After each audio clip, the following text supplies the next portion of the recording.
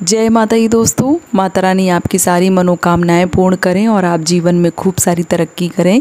इसी के साथ आज का जो वीडियो है वो मैं शुरू कर रही हूँ। दोस्तों आज के वीडियो में मैं बात करने वाली हूँ भगवान जी के पैसों के बारे में। अब आप सोच रहे होंगे भगवान जी के कौन से पैसे।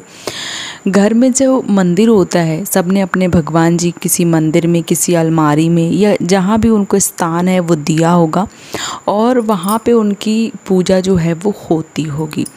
ऐसे में क्या होता है कि जब हम कहीं बाहर जा रहे होते हैं या हमारे घर में कोई आ रहा होता है या एक तरीके से जन्माष्टमी हो गया, कोई त्यौहार हो गया और हम ऐसे में पूजा करते हैं।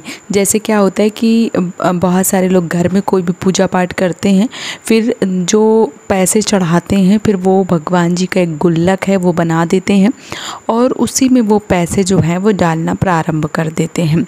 कोई भी छोटी मोटी पूजा हो गई, कोई भी बड़ी पूजा हो गई या जन्माष्टमी, अभी जैसे कान्हा जी की जन्माष्टमी आएगी, जन्माष्टमी में लड्डू गोपाल की जब पूजा होगी तो बहुत सारे लोग पैसा चढ़ाते हैं, आरती में पैसे चढ़ाते हैं। या कान्हा का जन्मदिन जब होता है, जब जन्मोत्सव मनाया जाता है, उनका प्राकट्य होता है, तब पैसे चढ़ा के पैर जो है वो छुए जाते हैं। बहुत सारे लोग ऐसा करते हैं। अब जो पैसे चढ़ाए जाते हैं उनके द्वारा या घर में किसी सदस्य के द्वारा या किसी भी रिश्तेदार के द्वारा या किसी गांव वाले के द्वारा जब पैसे चढ़ाए जाते हैं तो उन पैसों का हमें क्या करना चाहिए, कौन सी गलती जो है वो हमें नहीं करनी चाहिए। तो देखिए, जब भी भगवान जी के पैसे चढ़ाए जाते हैं, भगवान जी का एक कोई भी डब्बा, कोई भी गुल्लक या कोई भी एक पर्स जो है वो बना दीजिए, उसमें भगवान जी के पैसे जो है वो डालते रहिए। जैसे मैंने क्या है अपने भगवान जी का एक गुल्लक जो है वो बना रखा है और मैं जो भी पैसे मिलते हैं वो मैं उसी में इकट्ठा करती रहती हूँ और आप सबको भी सेम ऐसा ही करना है। आपको पैसे जो है वो उसी में इकट्ठा करना है। उसके बाद जब भी कोई त्यौहार आए, तीज आए, जैसे जन्माष्टमी हो गई या भगवान जी की छठी हो गई या घर में जो भी पूजा पाठ करते हैं, अभी सावन चल रहा है, या जो भी व्रत करते हैं और भगवान जी की ड्रेसें खरीदना है, जैसे लड्डू गोपाल के कपड़े जो है वो पुराने हो गए हैं, या कोई भी प्रसाद खरीदना है, या कोई भी भगवान जी के पैसे जो हैं वो इकट्ठा ज़्यादा हो गए हैं तो कोई भी चांदी की वस्तु या भगवान जी के कपड़े या सोने की वस्तुएं जो हैं, सोने की जो चीज़ें हैं वो बनवा सकते हैं।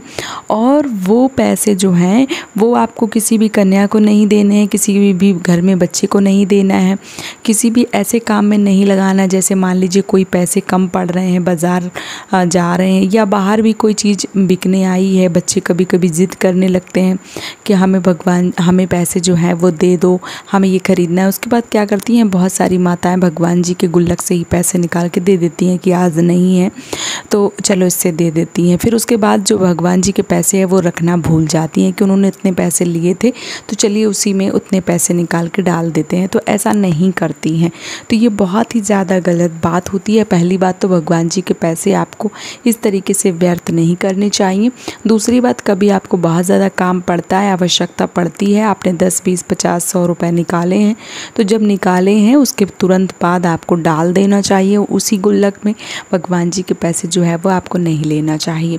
उसके बाद मान लीजिए जैसे कुछ रुपए इकट्ठे हो जाते हैं तो भगवान जी के लिए कोई भी बर्तन, कोई भी बांसुरी, कोई भी भगवान जी के कपड़े या भगवान जी का प्रसाद, कुछ भी आप खरीद के भगवान जी को समर्पित कर सकते हैं।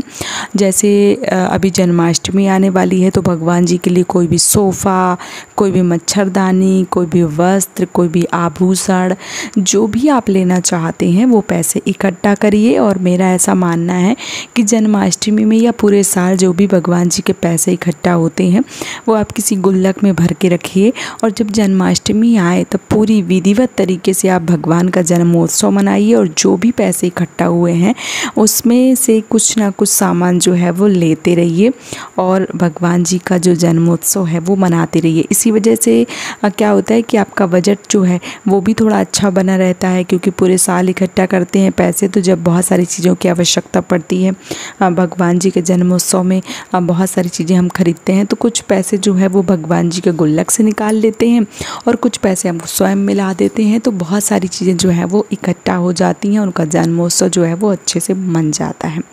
तो इस प्रकार से भी आप जो है वो कर सकते हैं।